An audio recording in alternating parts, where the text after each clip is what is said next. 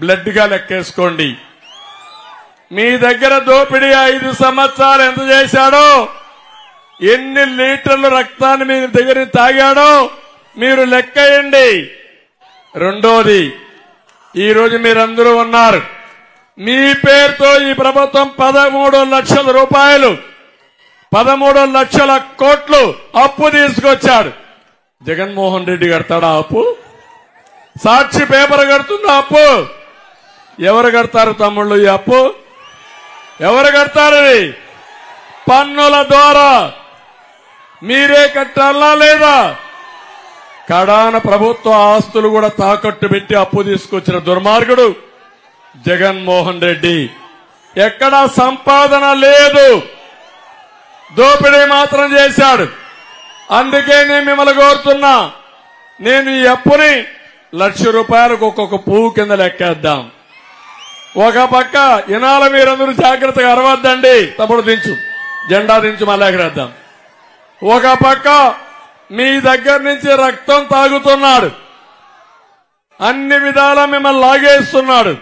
₹1,00,000 లాగేస్తే దానికి 1 litre blood లాగేసినట్టు, జలగ మొత్తం తాగేసినట్టు. రెండోది, పూలు కింద చెప్పాను నేను. పూలంటే ₹1,00,000 మీ మీద అప్పు చేసుంటే ఒక పువ్వు అంటే 13 లక్షల అప్పు చేశాడు మీ మీద. 13 లక్షల 1,20,00,000 కుటుంబాలున్నాయి.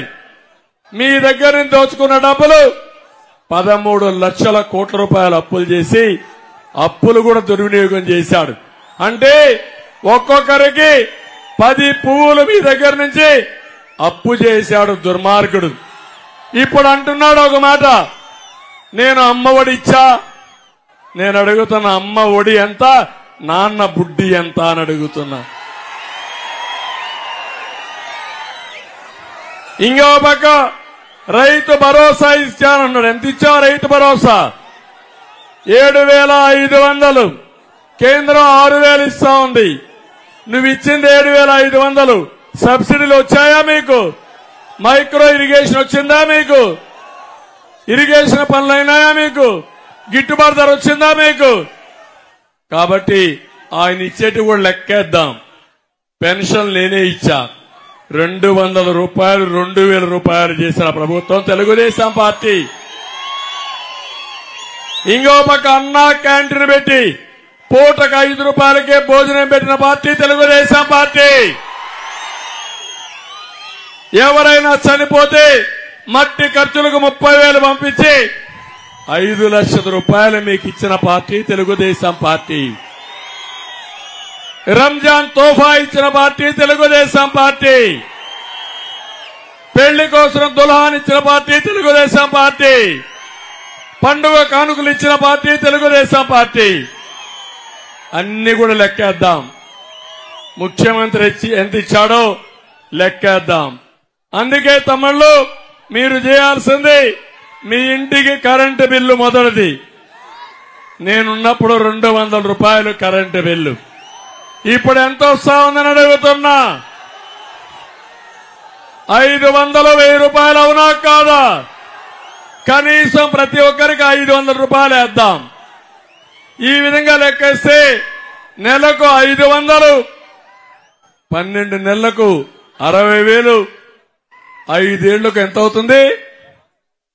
దగ్గర దగ్గర ₹30,000 500 అయితే అవుతుంది. అదే గాని ₹1,000 అయితే 60,000 అవుతుంది. అంటే దామాషా ప్రకారం ప్రతి ఒక్క ఇంట్లో ప్రతి ఒక్క వ్యక్తి నుంచి ½ లీటరు అంటే 50,000, 60,000 మినిమం మీ రక్తం తాగిన జలగా ఈ జలగన్న ప్రభుత్వం కాదా అని అడుగుతున్నా. తమిళలో రెండోది మంది బాబులు ఉన్నారు. పాపం మీరు మంది తాగకుండా ఉండలేరు. జగన్కి అర్థమైపోయింది మీ బలహీనత. మా తమ్ముడు ఇప్పుడు కూడా తెచ్చాడు. ఎక్కడ పోయినా నాకు స్వాగతం పలికేది నాసిరకం మంది.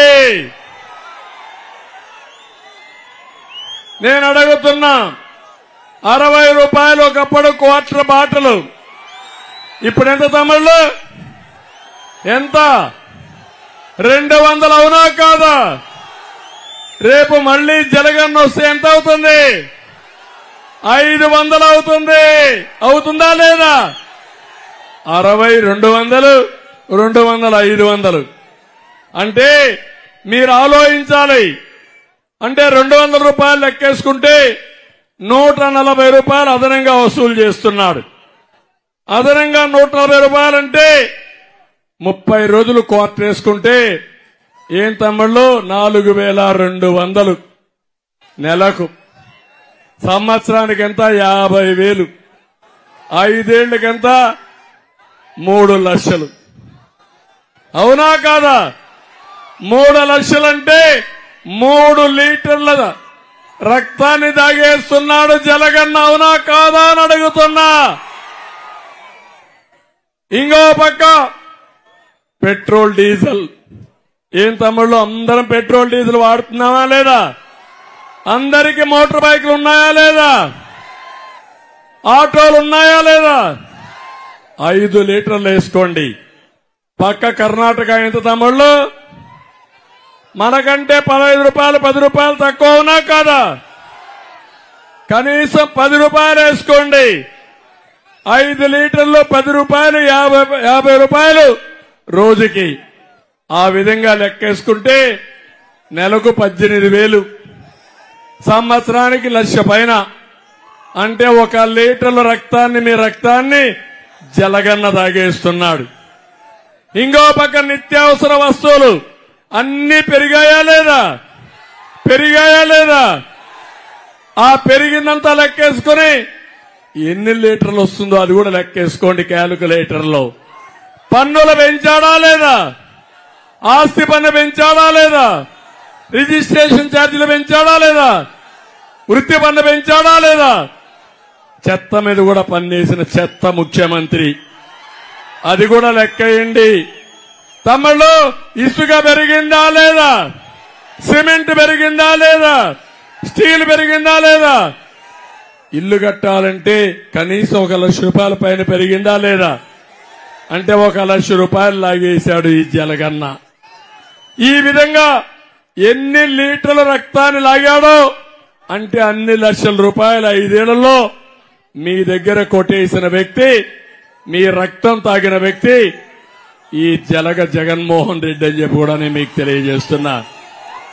ఇంకో పక్క నేను అది ఇస్తున్నా ఇది ఇస్తున్నానంటున్నావు. నువ్వు చేసింది అప్పెంత? ఎందుకు చేశావు? ఎవరు ఇచ్చారు నీకు అనుమతి?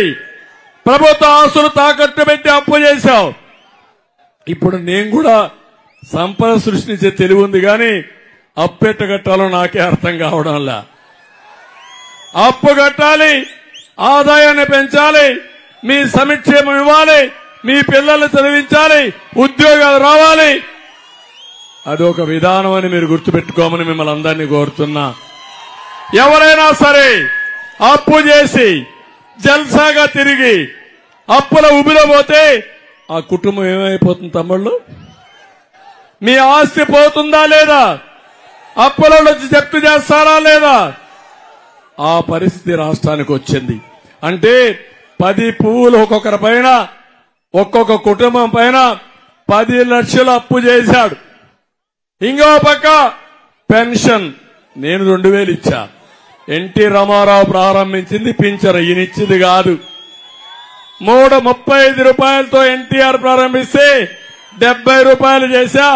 మళ్లీ 200 ఉంటే 2,000 రూపాయలు చేసిన పార్టీ తెలుగుదేశం పార్టీ.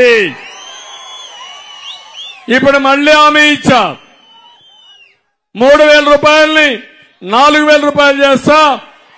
ఏప్రిల్ నుంచే పింఛన్ ఇస్తానని మీ అందరికీ హామీ ఇస్తున్నా. ఇంటి దగ్గరనే పింఛన్ ఇస్తాం, మొదటి తారీఖునే పింఛన్ ఇస్తాం, ఇబ్బంది లేకుండా చేస్తాం. 4,000 రూపాయలు వృద్ధులకు ఇచ్చి 6,000 రూపాయలు వికలాంగులకు ఇచ్చే విధానానికి శ్రీకారం చుడతానని చెప్పి నేను మీకు తెలియజేస్తున్నా. అతను ఇచ్చింది 2,000 నుంచి ప్రారంభించి 3,000 ఇస్తే మొత్తం ఎంత ఇచ్చాడో లెక్కేయండి. అది 1,00,000 అయితే పువ్వు కింద పెట్టండి. 50,000 అయితే అర్ధ పువ్వు కింద పెట్టండి. ఇంకో పక్క ఆసరా అది కూడా లెక్కేయండి. రైతు భరోసా అది లెక్కేయండి. ఆటో వాళ్ళకి ఇచ్చేది అది లెక్కేయండి. కుటుంబానికి ముఖ్యమంత్రి ఏమి